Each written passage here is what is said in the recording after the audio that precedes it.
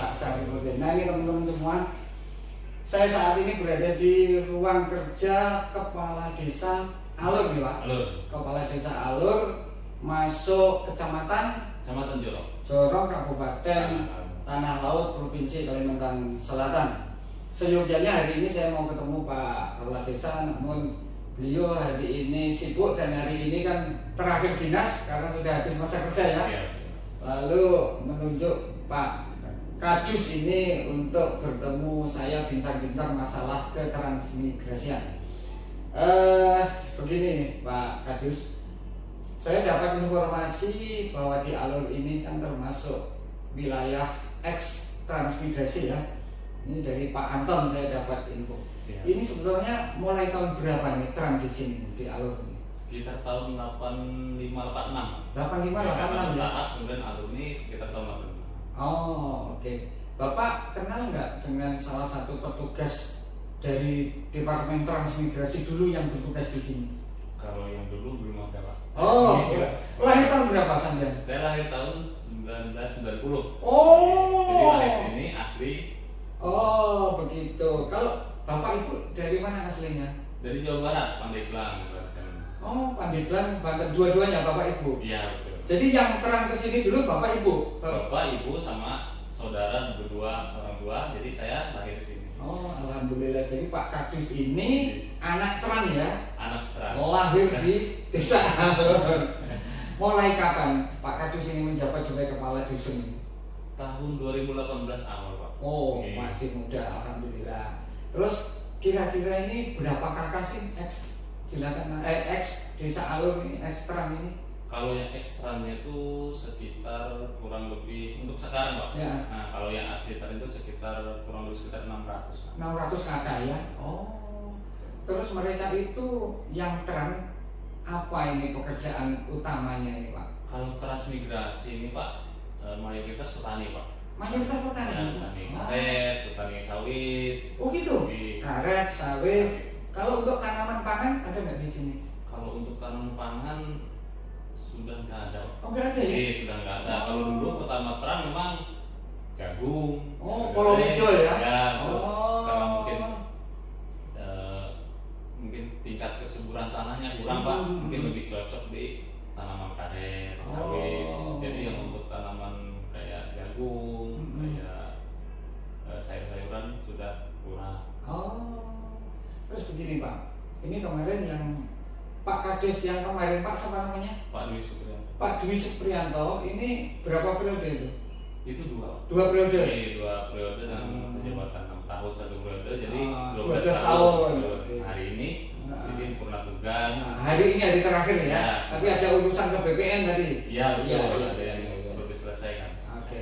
Terus kalau saya boleh tahu nih Pak Kadus, program program Kades yang dulu itu yang paling menonjol itu apa di sini?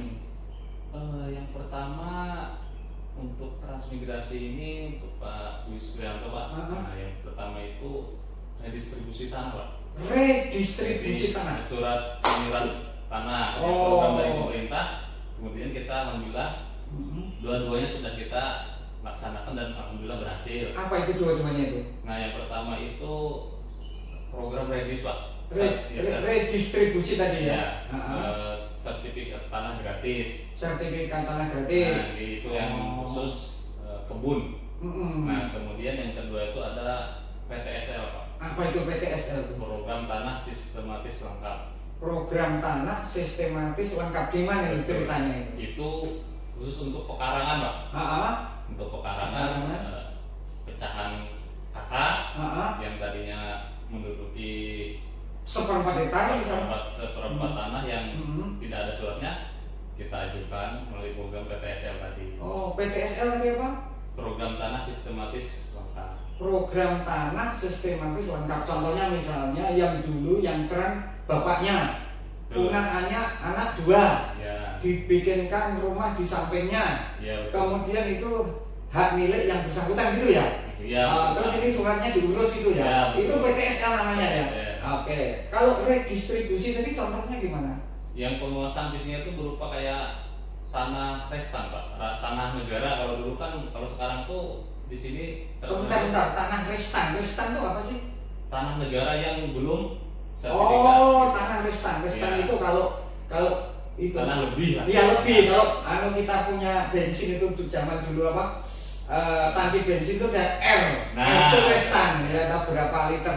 Ya. Kalau ini sini ada tanah restan. Terus di mana tanah restan? Dibagi atau dibeli atau gimana? Oh, si anunya Pak kan sama si pemilik itu kan digarap. Setelah ada tanamannya kayak di sini kayak sawit, karet sudah beberapa tahun dikuasai kan. Nah, diajukan baru kita bikin kan. Oh, jadi begini, saya tahu ini. Ada tanah negara. Ya, tidak ada yang ngelola. Ya. Kemudian ada masyarakat peran ini atau siapa saja yang menggarap. Setelah sekian tahun digarap, lalu itu bisa diajukan sertifikatnya gitu ya? Ya betul. Oh hebat banget ya, berarti tanpa beli itu ya?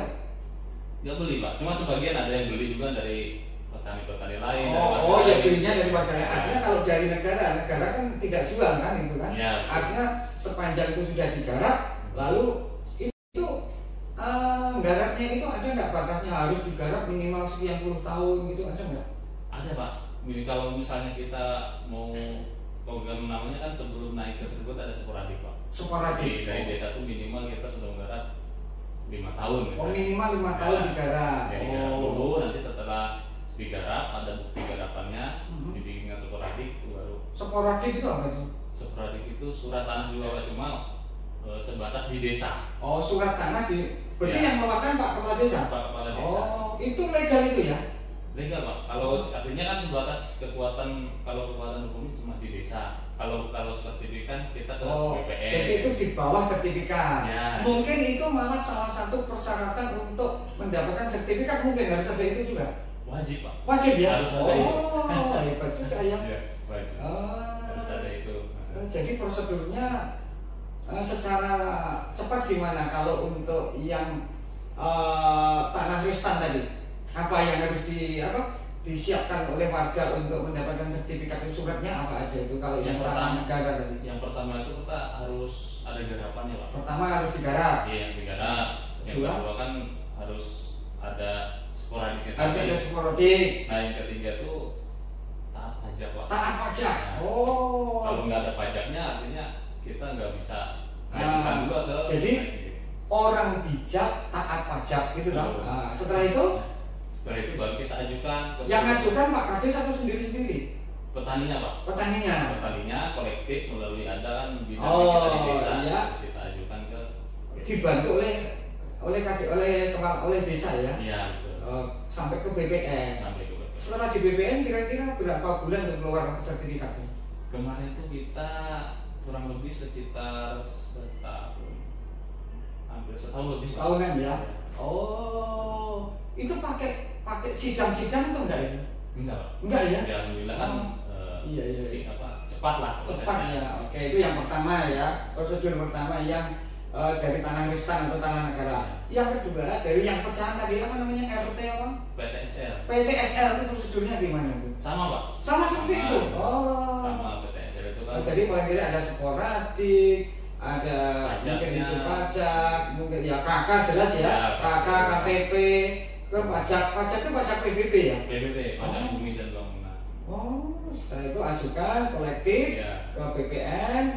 Hari ini Pak Kades ke BPN mungkin dalam rangka membantu masyarakat itu ya? Ya, yang kemarin kan kebetulan ada yang tertunda Pak. Ada sebagian yang belum terselesaikan, jadi kan hari ini hari terakhir beliau berumah tugas, jadi mungkin menyelesaikan yang belum. Terus tanggapan masyarakat terhadap kedua program itu gimana? Antusias Pak. Antusias ya? Alhamdulillah masyarakat artinya merasa terbantu dengan adanya program Redis tadi sama PTSL tadi. Jadi saya apalkan yang tanah reserve negara namanya program redistribusi. Nah, jadi ini teman-teman semua, ini dapat ilmu baru ini dari dusun Jilatan ya. Desa Alur. Dari Desa Alur. Jadi di sini ada program unggulan itu paling tidak 2 ya Pak Kades. Satu namanya program redistribusi tanah. Yang kedua namanya program PTSL. Nah, apa itu program PTSL dan redistribusi tanah? Ya tadi yang dijelaskan oleh Pak Kadus kita ini. Pak siapa tadi? Pak Syarifuddin. Pak Syarifuddin yang masih muda belia. Ini sudah berumah tangga kan belum? Sudah. Berapa anaknya? Anak 2, istri? Oh, istri 1. Nah ini Pak Kadus. Ini kan ada minuman ini. Boleh ya saya minum ya? Iya, saya minum dulu. Nah itu ya teman-teman semua, karena saya ngorong, nah, mau nggak mau ini saya minum dulu nih, terutama karena sudah disiapkan ini di meja ini. Nah sekarang untuk pendidikan, ini di desa ini pendidikan apa saja yang ada sekolah ini? Yang untuk di desa Pak? Di desa, yang di desa. Pertama tuh kita ada PAUD. PAUD ada, terus ada taman kanak-kanak. TK. SD, terus SMP, ada SMP Islam. Nah kemudian ada kita pesantren. Saya tadi lewat depan sana ada gerbang. Tuh. Pondok pesantren Nurul Hijrah. Iya itu ya. Itu siapa ini pimpinannya? Pimpinannya tuh Kiai Haji Muhammad Mukri Yunus. Kiai Haji Muhammad Mukri Yunus. Ya. Mukri Yunus. Ya, beliau dulu kan ketuanya transmigrasi di desa Alur. Ketua trans di sini? Ya. Berarti termasuk sesepuh ya? Alhamdulillah. Oh, asal usul Sidin dari mana? Dari Banten ya, Jawa Barat ya? Jawa Barat. Wah, kalau saya nanti bisa mampir, kalau nggak sekarang nantilah. Yang penting saat ini bisa tahu dulu lokasi di sini. Nah, saya lihat di sini lingkungan jalan-jalan sudah aspal. Itu kira-kira untuk jalan desa yang belum diaspal berapa persen ini? Sekitar 40% Pak. Kalau yang untuk di yang desa ya? Oh, jadi 40% belum diaspal ya? Oke. Bukan belum diaspal, artinya dulu pernah diaspal cuma tapi perlu perbaikan. Kalau yang untuk keseluruhan itu sudah semua dulu kan. Cuma sekarang karena mungkin usia juga kan jadi rusak, jadi perlu diperbaiki. Terus saya nih pertanyaannya ada kaitannya dengan infrastruktur. Sekarang misalnya Pak Kadus atau Pak Kadus tahu di sini ada jembatan rusak, nah, perlu perbaikan. Ini bagaimana ini proses mengajukannya ini? Anggaran ini kayak apa nih caranya? Kalau untuk infrastruktur Pak, biasanya kita di desa itu ada musrenbang Pak. Musrenbang. Siapa yang hadir di situ yang mau rapat itu? Musrenbang itu musyawarah. Musyawarah rencana pembangunan mungkin ya. Dihadiri siapa itu kalau itu musrenbang? Dari ketua RT, perwakilan tokoh masyarakat. Ya. Terus dari pemerintah ada dari desa? Dari desa itu BPD desa. BPD itu apa? Badan Permusyawaratan Desa. Badan Permusyawaratan Desa. Kalau di atasnya itu kayak DPRD-nya desa. Gitu. Nanti rembukan. Oh, itu ada jalan rusak, ya, perlu perbaikan, atau ada jembatan yang ambrol perlu perbaikan. Ini.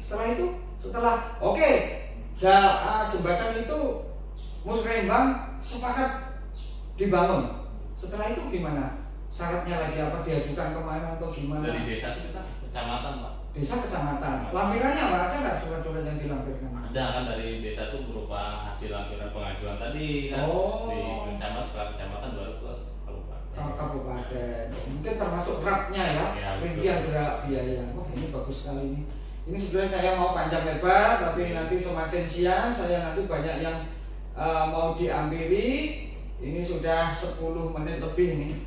Jadi ini Pak Kadus ini baru pendahuluan. Oh iya. Nah, nanti saya akan sering kesini melihat perkembangan kehidupan teman-teman tren ini loh, ya, supaya nanti Pak Ketua PWT kita, ini Pak Ketua Umumnya Pak Iskandar Ham, Ketua Hariannya Pak Pugu, ini pembinanya ini ada Pak Munasib, ada Pak Anton, ada kemudian ada lagi di atasnya itu Pak siapa nih, Pak Kepala Dinas yang sekarang Pak Kadisnaker Tran Prof Kalsel ini Bapak Irfan Sayuti. Nah ini supaya beliau mengetahui perkembangan para warga Tran, ex binaan Tran di sini. Nah demikian teman-teman, sekarang saya akan mengajak beliau ini keliling kampung menemui 1 atau 2 orang warga lah.